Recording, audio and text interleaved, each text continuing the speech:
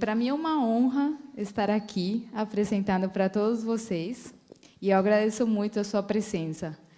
Bom, uma vantagem de fazer a palestra à tarde é que já na minha frente tiveram outras palestras muito interessantes e vocês agora estão cientes de quais distorções tem, o que é a síndrome de Irlen, dos fotorreceptores fotossensíveis, então isso deixa muito fácil para mim explicar muitas coisas um pouquinho mais complexas.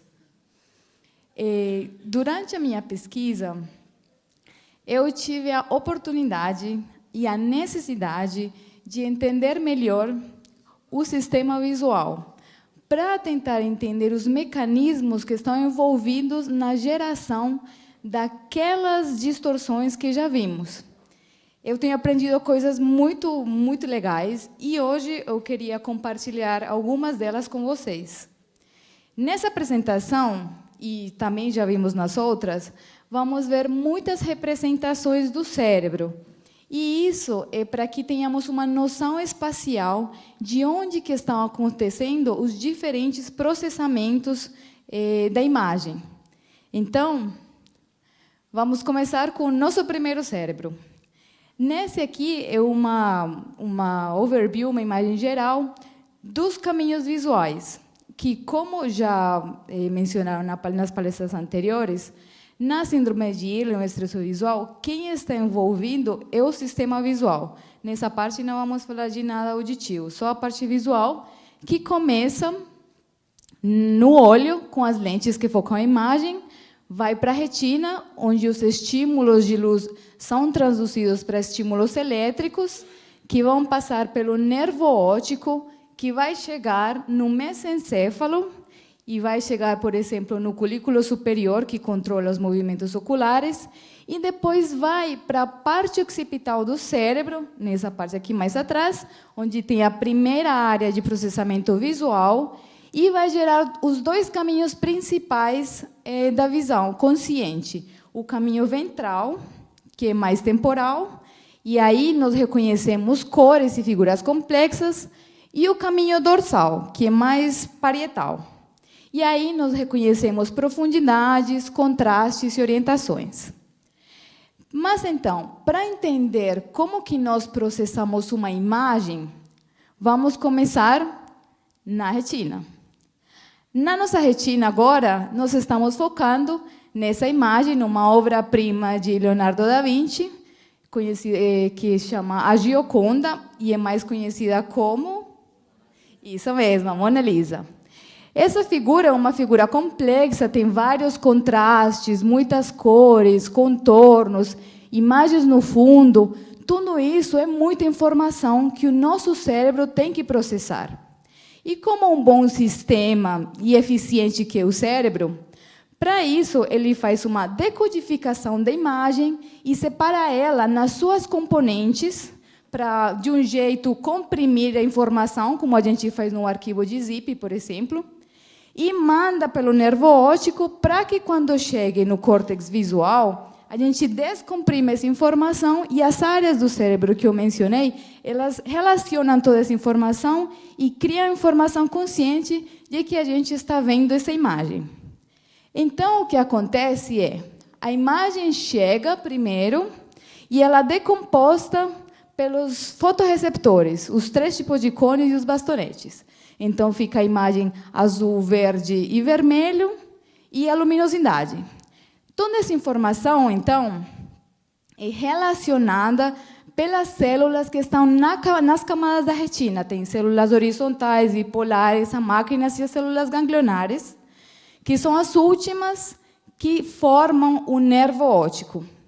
Então, ainda no nível da retina, as células ganglionares, por exemplo, compõem uma imagem das informações verdes e vermelhos e das informações azuis e amarelas, que, na realidade, a cor amarela é composta pela cor verde e a vermelha. E, além disso, também, essa informação dos cores permite formar os contrastes para termos informação... Ai, calma. É que essa olhinha é difícil de mexer. Nossa Senhora, acho que eu não vou tentar fazer isso, não. Então, temos também informação de detalhe, das frequências espaciais mais altas. Frequência espacial alta significa informação de detalhe. E frequência espacial baixa são informações de contornos. Além disso, a imagem também, no nível da retina ainda, ela é decomposta nas informações de orientação. Então, no nosso cérebro se forma a imagem que só tem coisas com 90 graus, a imagem que só tem coisas com 30 graus, e assim, dessa imagem do começo, nós temos outro monte de imagens com cada partezinha dessa informação. E tudo isso que vai para o nervo óptico e vai viajando até chegar no mesencéfalo. Toda essa informação viajou através dos 3 caminhos principais: o magnocelular, o parvocelular e o cônio-celular, no qual hoje não vou entrar muito em detalhe. O parvocelular, que nessa imagem é o caminho vermelhinho, ele nos dá informação de detalhes, e quando chega na área ventral, nos dá a consciência de cor e de figuras geométricas complexas. E o caminho magnocelular, o azulzinho nessa imagem, quando chega na parte do córtex, nos dá informação de profundidade, de contraste, de sensibilidade a contraste e da orientação das coisas e do nosso próprio corpo.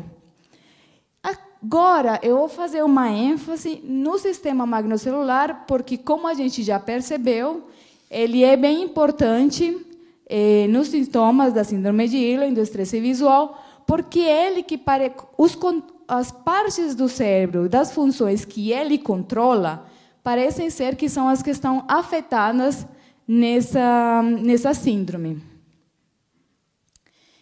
Nessa imagem, mais um cérebro, então, vemos as partes do cérebro onde chegam nervos que provêm do sistema parvocelular.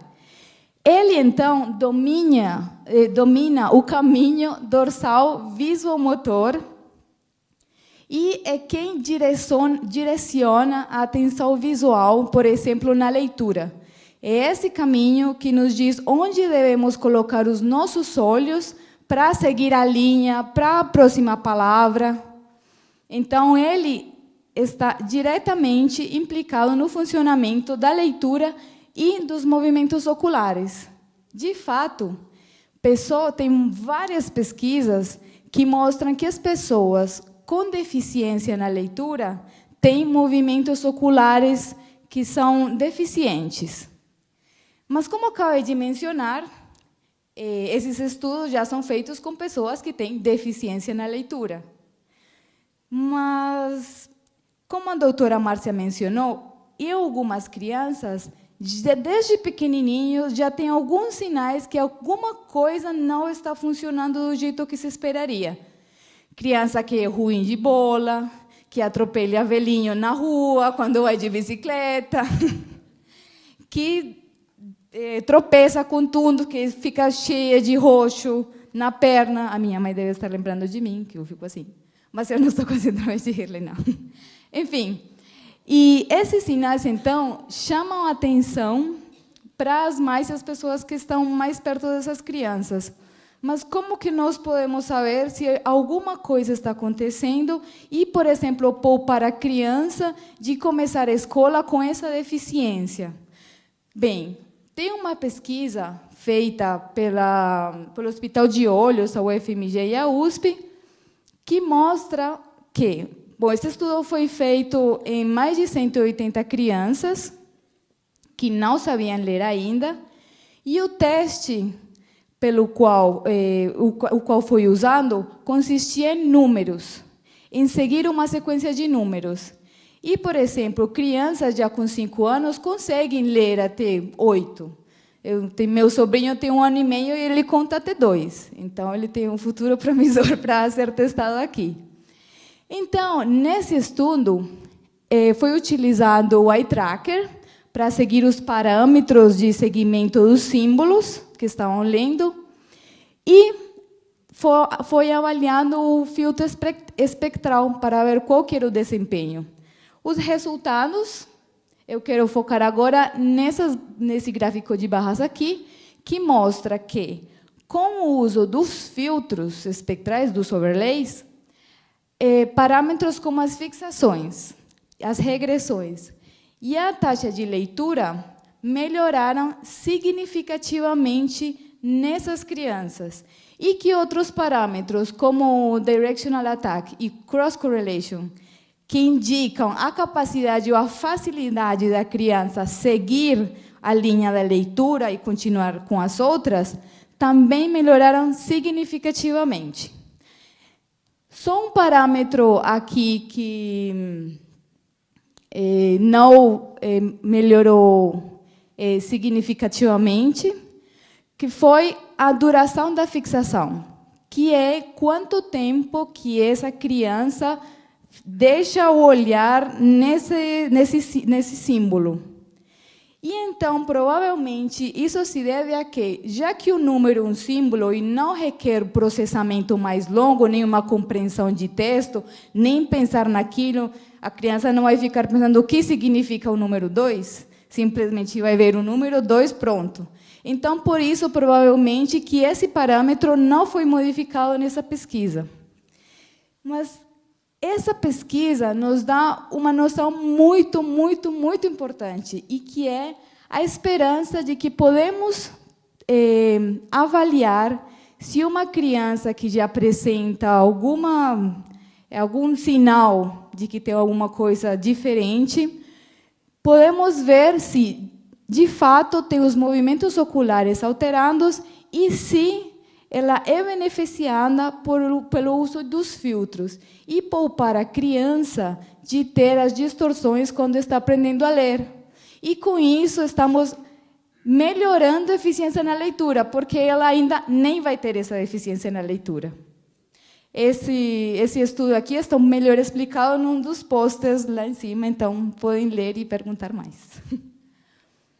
Bem, mas certamente estudos já mostraram que também no nível já do córtex, as pessoas com estresse visual têm uns neurônios muito mais sensíveis. Nessas duas imagens aqui, nesse aqui que estou assinalando, onde o cérebro parece mais branquinho e esse que parece mais vermelhinho, são imagens de ressonância magnética que mostram que, durante a leitura, as pessoas com estresse visual têm o córtex mais ativo, ele é mais ativado, e que, depois de utilizarem os filtros e continuar com a leitura, o cérebro fica mais calmo, essa ativação diminui, e isso implica um conforto na pessoa e menos gasto de energia. Então, os pesquisadores, os autores falam que o que pode estar acontecendo é que o nível de ativação do neurônio é muito mais baixo do limiar normal, e que quando as crianças, as pessoas, veem padrões listrados, como, por exemplo, o da linha de texto, está acontecendo um efeito parecido com esse. Olhem para essa imagem e me dizem o que vocês parecem que estão vendo. Exatamente. Alguém disse que parecia que estivesse acontecendo como se estivesse mexendo em ondas. Então, pelo padrão da imagem e pelas sombras que estão aí nessa imagem, pelas partes que estão iluminadas, parece que elas estivessem se mexendo, mas essa é uma imagem estática, é uma ilusão óptica. Está desconfortável para vocês olhar para isso? Então, vamos deixar. Ela tem prioridade, ela tem síndrome de Ehlers, então vou tirar. Ai, mas calma que isso é spoiler. Agora sim. Bem, estaria, então, nessas pessoas com estresse visual, estaria acontecendo uma coisa parecida com o que acontece conosco quando vemos aquela imagem. Os neurônios são equivocadamente ativados. E, tudo bem, isso, então, poderia acontecer por ter um neurônio sensível, mas também poderia acontecer se a informação que foi decodificada lá no começo, que eu mostrei as várias Mona Lisas, se essas imagens não estivessem sendo decodificadas de uma forma certa. E é por isso que vamos voltar à retina.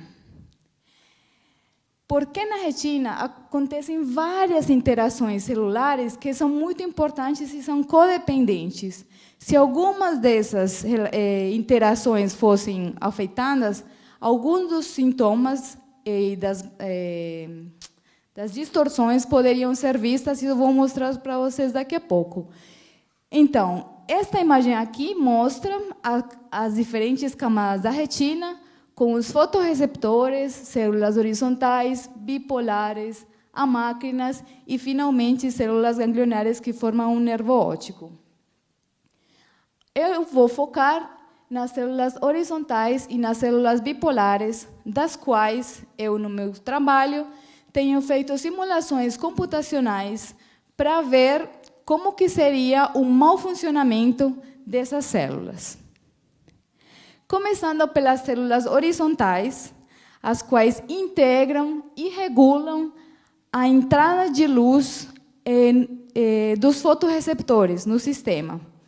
Que elas são as encarregadas de, por exemplo, como o Dr. Ricardo mencionou, quando a gente está no cinema, de conseguir enxergar a tela bem e de, quando viramos para o lado, conseguir adaptar a luminosidade para conseguir enxergar a pessoa que temos ao lado. E o contrário, quando a gente está numa parte muito brilhante e a gente vai para uma parte muito escura. Bom, enfim, elas fazem essa regulação e também ajudam e facilitam no reconhecimento das bordas, que, por exemplo, na leitura é muito importante, porque as letrinhas, bom, tem vários padrões que são diferentes, e pode acontecer um efeito de que se perca alguma parte do que a gente está lendo. Então, nesse programa, eu simulei a interação das diferentes células da retina, mediante alguns filtros eletrônicos, e colocando essa imagem como entrada e falando para o meu programa, olha, os parâmetros das células horizontais, pode deixar eles funcionando bem, que eu quero ver como que sai. Eu obtenho uma imagem como essa. A gente vê, na verdade, a gente na consciência, a gente tem essa informação assim em forma de olho de peixe, igual que aquele buraquinho da porta. Isso pela forma que as células ganglionares na retina são colocadas, porque tem mais que permitem ter mais detalhe no centro e que a informação da periferia fique mais embasada. Então, o importante é que nessa imagem a célula horizontal está funcionando bem e o contraste branco-preto das letras está ajustando. É tranquilo para nós vermos essa imagem, não fica muito brilhante, fica confortável, e ao olharmos no centro para as bordas das letras, conseguimos reconhecer que letra é. Agora, se nesse programa nós mudarmos os parâmetros, e vamos falar que agora as células horizontais não vão realizar mais o trabalho que elas estão fazendo. Acontece que, como elas agora não regulam a entrada da luminosidade, o contraste perde o contraste, então fica muito mais brilhante a imagem, e também existe perda de borda das letras, que, embora a gente se olha e repara, até que consigamos distinguir que letra é. Mas imaginem a gente pegar um texto inteiro desse jeito. Eu imagino que deve ser muito desconfortável ler isso. E então, é por isso que o mau funcionamento dessa célula poderia estar relacionado com a sensibilidade à luz. E agora, então, vamos mais para o fundo da camada, nas células ganglionares de direção seletiva. Essas células ganglionares, então, elas são assim mais redondinhas e têm vários dendritos. E cada grupo de dendritos ele tem sensibilidade à orientação da imagem. Então, por exemplo, se pegarmos uma imagem do centro de São Paulo, que está cheio de prédio alto, essa imagem tem muitas componentes em 90 graus. Então, a parte da célula que reconhece essa orientação vai disparar muito mais que os outros ângulos. Então, eu quis simular esse funcionamento dessa célula para ver o que aconteceria se nós, no nível da retina, não conseguíssemos distinguir as orientações das imagens. Então, no meu algoritmo, eu testei com essa foto para ver se eu ficava mais feia ou mais bonita no olho de uma pessoa com síndrome de Irlen. E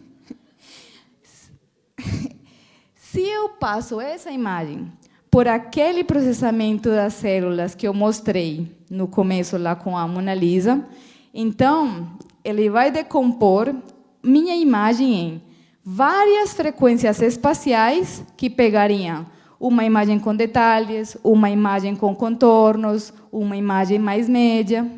E sobre essa imagem com detalhes e com contornos, por exemplo, eu pegaria a imagem com detalhes que está em 90 graus, a imagem com contornos que estão em 90 graus.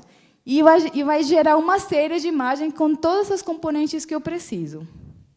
Quando eu junto toda essa informação, teoricamente, deveria ter uma imagem muito parecida com a imagem original. O que nós obtemos quando funciona é essa imagem da metade, onde tem todos os contornos, dá para ver os meus olhos, meu cabelo, até os brincos dá para ver. Isso quando tudo está funcionando bem. Agora, vamos supor que alguma parte da minha célula ganglionar de direção seletiva não está funcionando. Talvez a parte que distingue as orientações em 180 graus. Não está funcionando, ou seja, que não recebe essa informação ou confunde essa informação com outra orientação. O que acontece é que eu fico assim. Ainda vocês conseguem reconhecer que tem olhos, que tem cabelo, que é uma pessoa. Mas eu considero que eu fico menos bonita.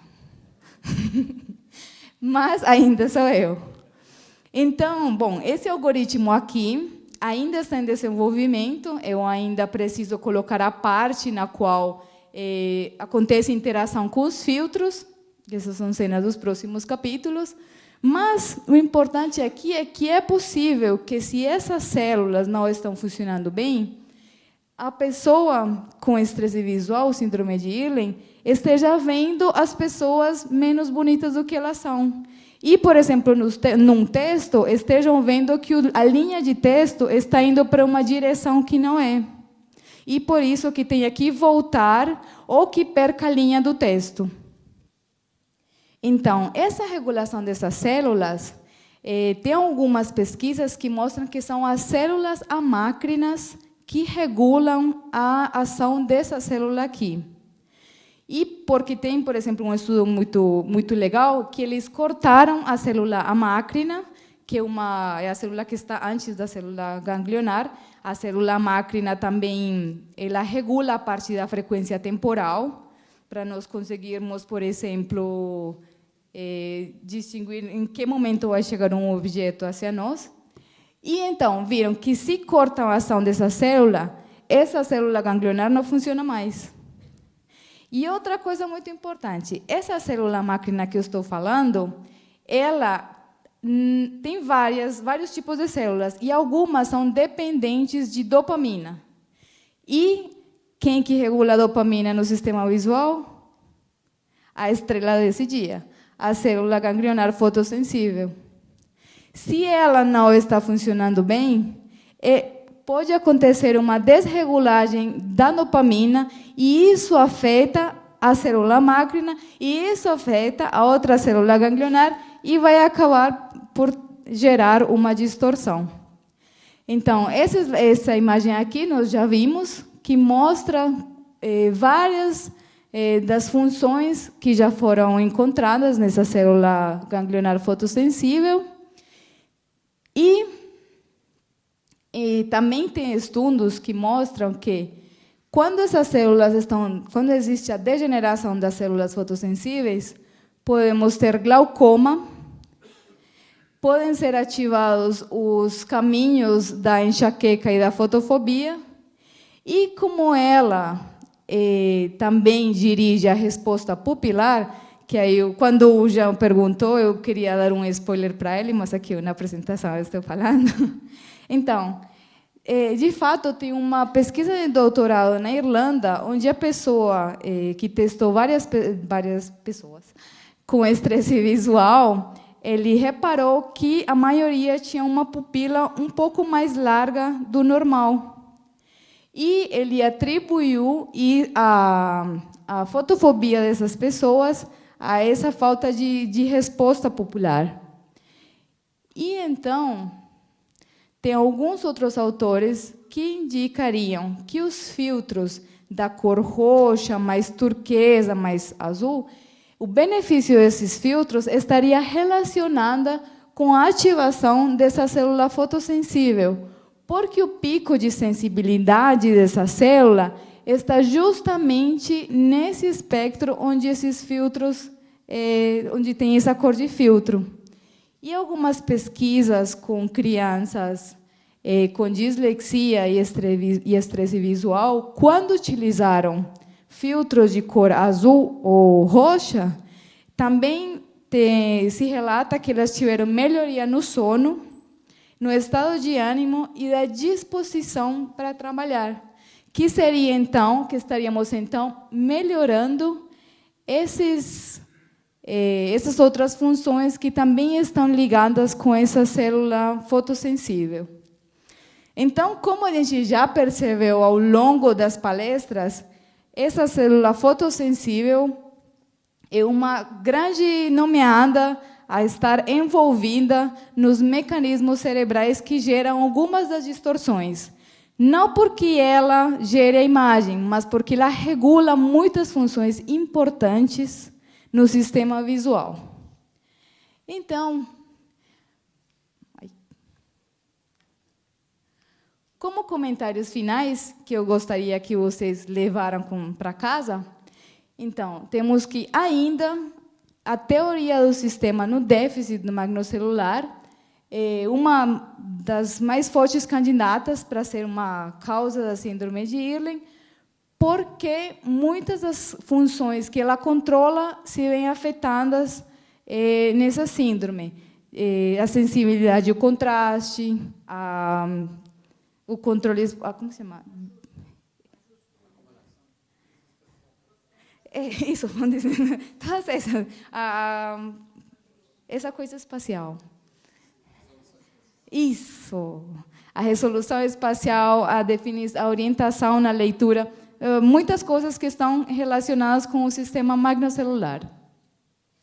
Mas como mostraram as simulações, também se a informação que está vindo da retina é ruidosa, isso pode levar a hiperexcitar os neurônios do córtex, e o feedback que acontece entre todos esses sinais pode estar gerando as distorções, e mais distorções ainda.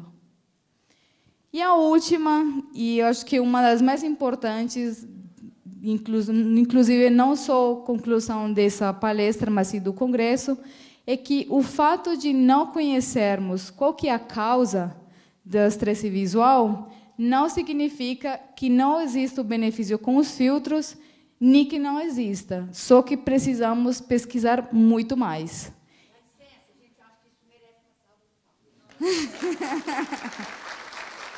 Obrigada. E agora, meu último cérebro da tarde. Essa imagem aqui, essa imagem que está em amarelo, mostra a área do cérebro que é ativada quando uma pessoa está muito grata. E, provavelmente, ela agora está muito ativada em mim. Muito obrigada.